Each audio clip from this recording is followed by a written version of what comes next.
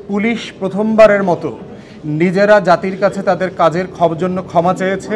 প্রধানমন্ত্রী দুই টার্মের বেশি অথবা 10 বছরের বেশি থাকতে পারবেন না। ঐকমত্য কমিশনের যে অরিজিনাল এজেন্ডা দেয়া ছিল সেখানে পুলিশ নিয়ে আলোচনার কোনো এজেন্ডা ছিল না, কিন্তু আমাদের দাবির প্রেক্ষিতে আজকে পুলিশ কমিশন নিয়ে একটা এজেন্ডাভুক্ত আলোচনা সকালে শুরু হয়েছে। আমাদের দাবি ছিল গত সপ্তাহে পুলিশ সংস্কার অ্যাজ এ হোল নিয়ে কথা বলা, পুরোটা নিয়ে। আজকে শুধুমাত্র একটা খণ্ডিত প্রস্তাব তারা দিয়েছেন যে একটা স্বাধীন পুলিশ কমিশন গঠন বিষয়ে। পার্টিকুলারলি পুলিশ সংস্কারটা কেন মোটা দাগে আলোচনা হওয়া জরুরি, কারণ হচ্ছে যে পুলিশ প্রথমবারের মতো নিজেরা জাতির কাছে তাদের কাজের জন্য ক্ষমা চেয়েছে এবং তারা আনুষ্ঠানিকভাবে সংস্কারের জন্য আবেদন করেছে। বাংলাদেশের ইতিহাসে কোনো রাষ্ট্রীয় প্রতিষ্ঠান জাতির কাছে ক্ষমা চাওয়া এবং আনুষ্ঠানিকভাবে সংস্কারকে প্রত্যাশা করাটা এটা একটা রেয়ার ঘটনা।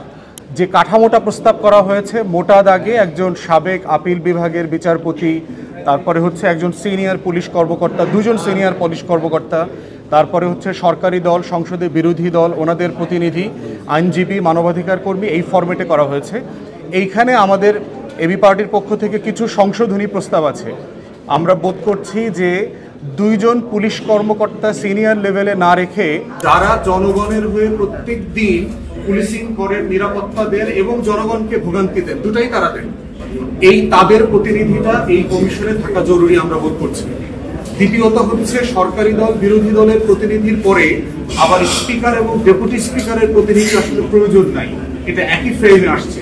বরং আমরা বোধ করছি যে একজন রিটায়ার্ড সেশন জাজ দরকার, যিনি আসলে পুলিশ জানেন যে আপনার নিম্ন আদালতে সে তদন্তের জন্য প্রতিবেদন দেয় এবং সাক্ষী দেয়, মামলাটা সে প্রস্তুত করে, জিডি করা থেকে শুরু করে।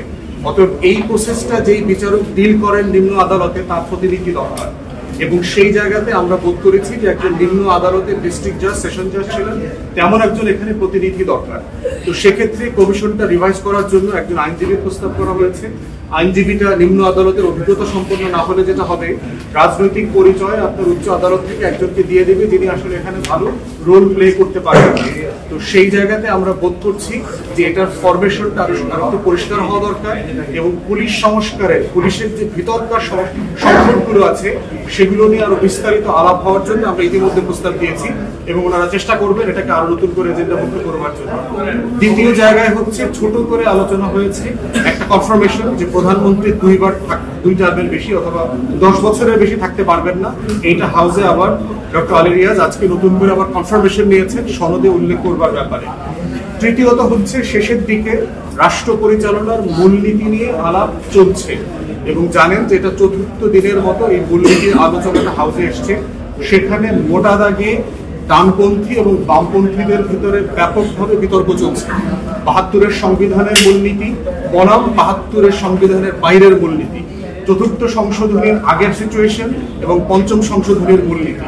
সেখানে বিএনপি সালাউদ্দিন ভাই যে প্রস্তাবটা দিয়েছেন সেটা আমাদের কাছে যৌক্তিক মনে হয়েছে যে কমিশন 4টা নতুন মূলনীতি প্রস্তাব করেছে।